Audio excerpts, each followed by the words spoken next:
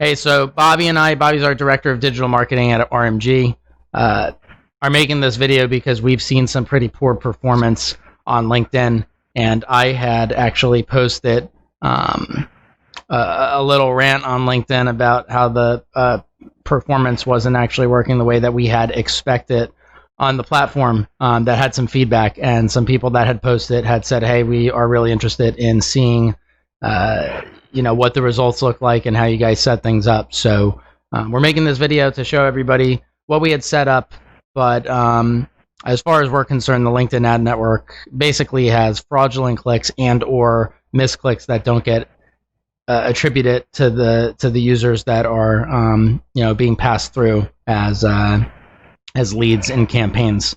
And so, Bobby, I guess if you want to show what we had set up and what we're looking at here, we'll take a look and show you guys exactly what we're dealing with LinkedIn. And I'm very curious to see if anybody else is running into these types of issues too.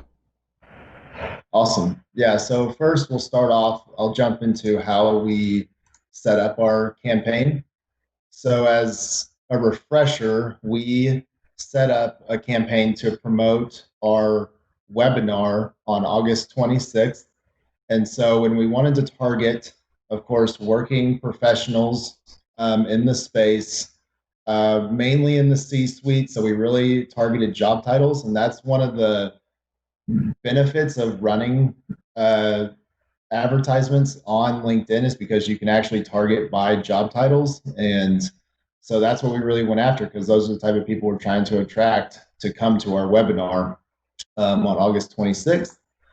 We did also weed out just a little bit of the smaller companies, but you can see that we still have pretty much company sizes of all different sizes here. And then we also wanted to target retail, since we're focused really on the retail space and just what our main clientele really is around within our agency.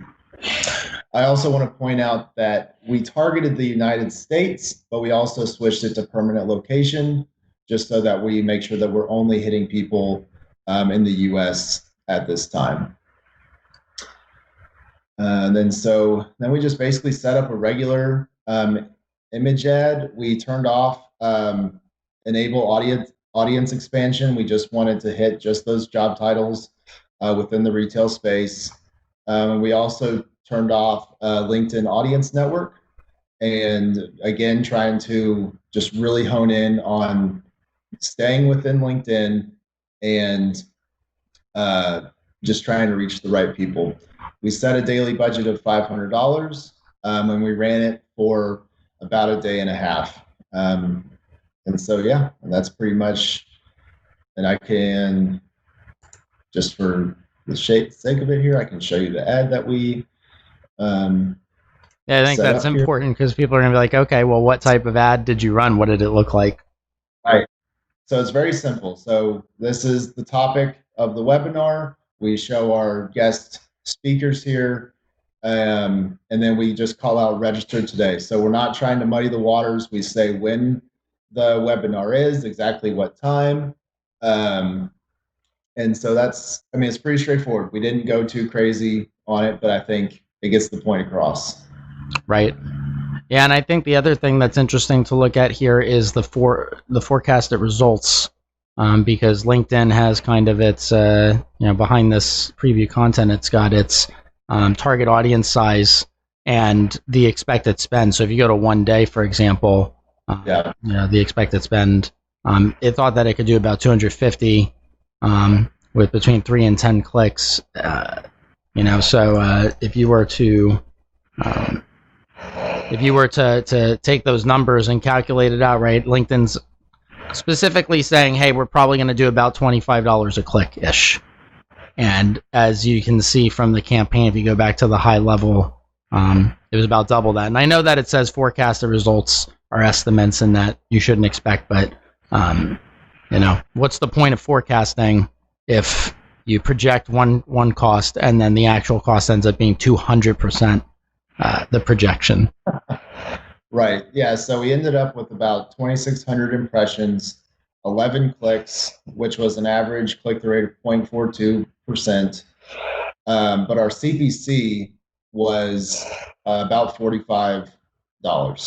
So it didn't really fall in line with the forecasted results, as Ryan was just pointing out.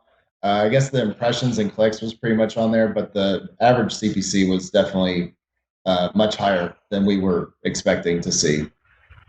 Yeah, and there's a reason I'm bringing up CPC too specifically, and the reason is theoretically in digital marketing, and you can correct me if I'm wrong, but we've obviously talked about it before. Yeah. And the higher the CPC, theoretically, the higher the quality of the lead. So Right. for $44 per lead, or there's a very heavy competition against, I guess, the terms.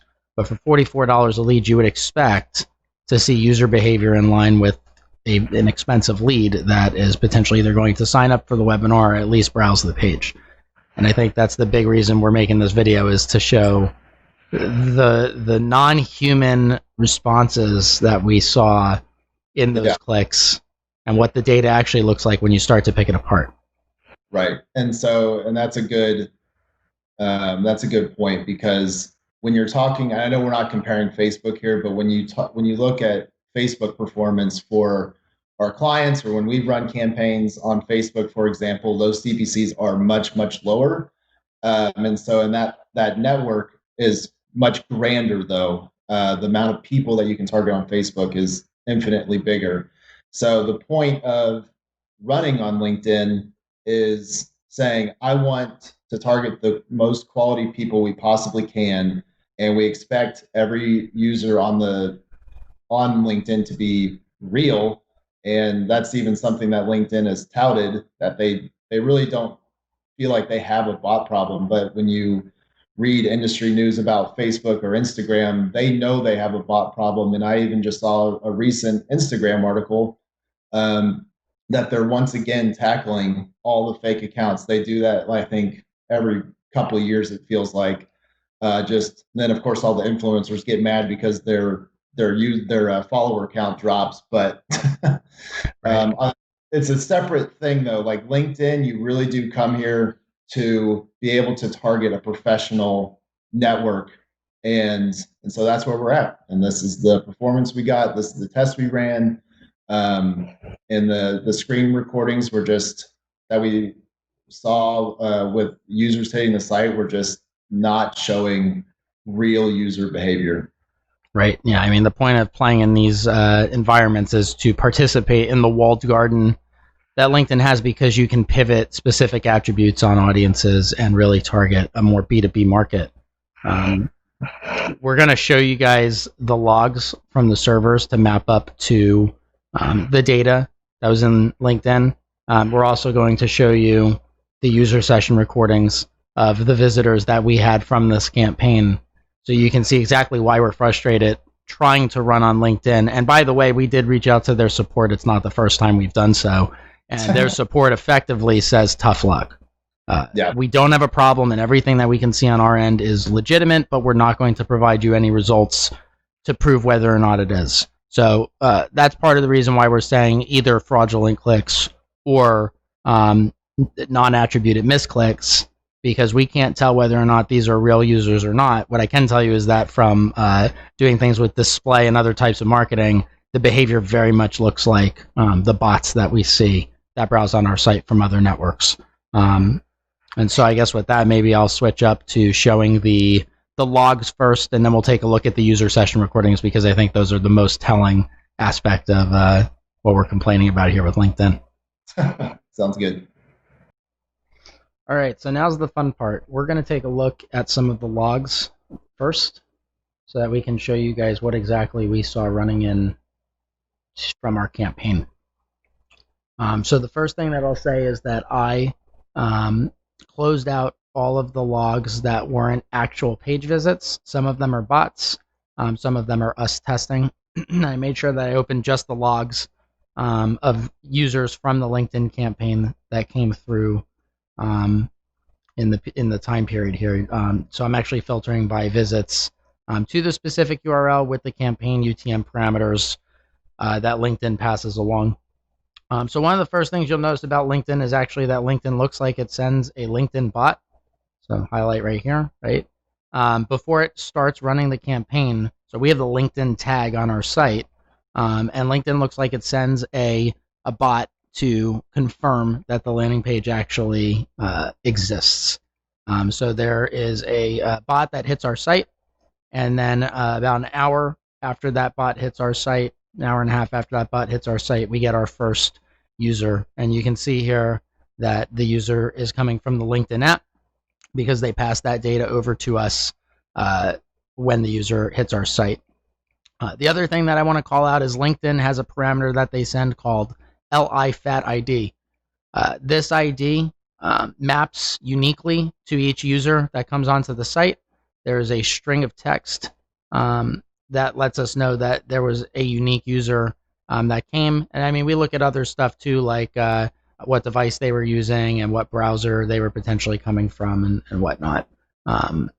But this is how we're mapping the traffic that's actually coming from the LinkedIn network over to our website. And so I'll just scroll down here. You can see the logs. LinkedIn said I think we had 11 clicks, and you can see one user here, 2 users down here, 3 users here, 4 users here. The 5th user comes here. The 6th user comes here, and you can actually see that there's 2 entries for this user. That might just be part of how the app actually functions. 7 users here. Again, this is the same user, which we can tell by the IP address and then matching the LIFAT ID. The 8th user comes here. 9th user here. 10th user here, and 11th user here. So the nice thing, there's the 10th user here because there's the same IP address, it looks like, from this user. And if I check the ID, starts with 2A, ends with 7824, starts with 2A, ends with 7824. So it's actually the same user. So we've got 10 clicks that registered in the logs. LinkedIn said we had 11. Close enough that that's not something that we would necessarily complain about. So it seems like the users that come over from LinkedIn from a log perspective generally map to what we would expect to see from the dashboard of LinkedIn. So that's not a problem that we're actually concerned with here. What we are concerned with is what those users do when they get to the site. So we run a tool called Full Story on our site. Full Story is a user session recording tool, and it does not sample users. So what that means is that 100% of the traffic and actions that users take on the site, we can see what they're doing, we can map the behavior, we can understand what we need to update on the site. I highly recommend this tool. It's absolutely phenomenal. We use it for clients, we use it for ourselves. And this is actually one of the ways that we're identifying that the traffic that's coming to the site doesn't look quite legitimate. So I'm actually filtering between the 19th and the 20th when we were running the campaign. And you can see here that we only have 8 people that actually clicked through and hit the site with a LinkedIn string in the URL. So we're filtering, but there were 900 people that visited our site those 2 days. We are filtering all of that traffic down to just people that came to the site with LinkedIn in the URL. The reason we're doing that is because the URL, when you hit the marketing page that we have for the event, for that webinar that we're having on August 26th, you can see that in the UTM parameters right here, there's a UTM source LinkedIn. The only pages that have LinkedIn in the URL are URLs that come from LinkedIn with that UTM source parameter in it. And so right off the bat, LinkedIn's saying we have 11 clicks, our logs are only showing 10, and our actual recording software is only showing 8 people register. The only reason that we would not see people pop up in this logging tool is if they were on the site and bounced so quickly that the logging tool was unable to load and capture any data about their session. We've gone back and forth with Full Story to confirm some of that with previous campaigns that we've run on LinkedIn. And so I want to show you what the user traffic looks like. This first session, I believe, is the closest to what would be a real session. So we see some mouse movement here. You'll notice that the mouse movement actually continues around the page, and then there's a bounce. remember, the ad that we were running was specifically an image with a big register button saying, "Hey, come check out this, uh, marketing to a moving target webinar, and register for the event." So that behavior seems a little odd to me with just how specific the call out was. We would expect to see that type of behavior with maybe like a learn more button, something that's not as specific of a call out as register. But that being said, no problem. Looks like a pretty typical session. Then we start to get into some of the issues, which is the reason that we are making this video. And those issues primarily are that we see bounces before the page even has a chance to render. Part of the reason that this is a problem is that this website is running on some of the absolute fastest technology that you can use today. It is a React progressive web app. It's a client-side loaded JavaScript application. You see a lot of stuff in the news today. You've probably heard about digital transformations and moving over to progressive web apps because they have cool things like offline mode and user caching, and that they're generally very, very fast. Our app typically loads the session recording in less than 1 second. You can see here that this user bounced in 1.32 seconds. So imagine that they click on that register button, get to the page, and within 1.32 seconds of hitting that page, they've actually bounced. That behavior seems odd for the type of campaign that we're running. I'm not saying that we wouldn't expect to see some level of bounces from a campaign. What you're going to see here is that the user sessions, for the most part, all look like this. Just bounce after bounce after bounce after bounce. And so this is the problem that we're running into with the LinkedIn campaign is even when the pages do load, there's no activity. When there is activity on the page, we'll either see a blue dot for touch because we're on mobile, which we can see here in full story, this user's a mobile user, or we'll see a mouse like we saw in that first video, and we'll see the mouse move around and click on things. And so, yeah, I mean, this is the problem that we see with the LinkedIn ad network is that we run very hyper-targeted campaigns. Remember, we were running to an audience of 16,000, very specific job titles, had to be in the US as a permanent location. Certain company sizes must be in the retail industry, right? Like we're specifically targeting the people that we would expect to target in the walled garden that LinkedIn has, yet the behavior really doesn't map to what we would expect. In fact, this behavior looks like what we would expect from a Google display network. This user I know for sure is us testing. This is one of our staff members in Orlando here, and we had actually asked them to take a look at the site and to browse whether or not the event was working properly with the LinkedIn tags. So really, we only had 7 sessions because that 8th user is actually us. So yeah, I mean, that is the issue that we're running into with LinkedIn. We see this across campaigns. We did $500 a day spend on this particular campaign to make a point. Because that campaign, had we allowed it to run out, would have been a $15,000 a month spend. And even at that ad spend, now the one nice thing is I expected LinkedIn to just spend all that money up front. It doesn't look like LinkedIn actually did that. LinkedIn did spend the money across about a day and a half, and it didn't even hit the full $500. So, there's 2 explanations that we could think of for why behavior would look like this. 1, fraudulent clicks. 2, misattributed misclicks. People who are fat fingering. You saw most of the traffic came from the LinkedIn app. People who are potentially fat fingering an ad didn't mean to click it. The LinkedIn app specifically slides open a screen with the website as like an iframe, and you can just close that screen before the website even loads. One other thing that, from talking to LinkedIn support that really frustrated us was that users don't even necessarily need to click on your ad to count as a click. When you're running ads, if a user clicks on your logo and goes to your LinkedIn company page, LinkedIn actually counts that as a click. We saw that with some bigger campaigns where we spent thousands of dollars running the campaigns that the clicks didn't map to what we had seen in the logs. Like about 30 or 40% of the traffic didn't actually show up in our logs at all. And so when we had inquired about that with LinkedIn, they told us that, oh yeah, by the way, people don't actually need to click on your ad to count as a click. They actually register a click whether they click on the ad or they click on the logo.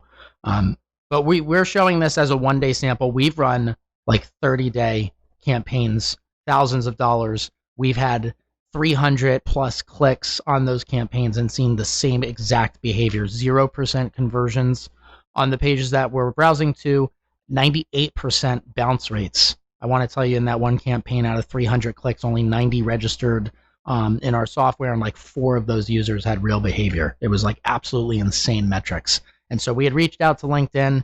LinkedIn support basically told us tough luck. They told us, hey, we see this data. It's a very good argument, but we don't care. And that's a very big difference between running on LinkedIn and Google.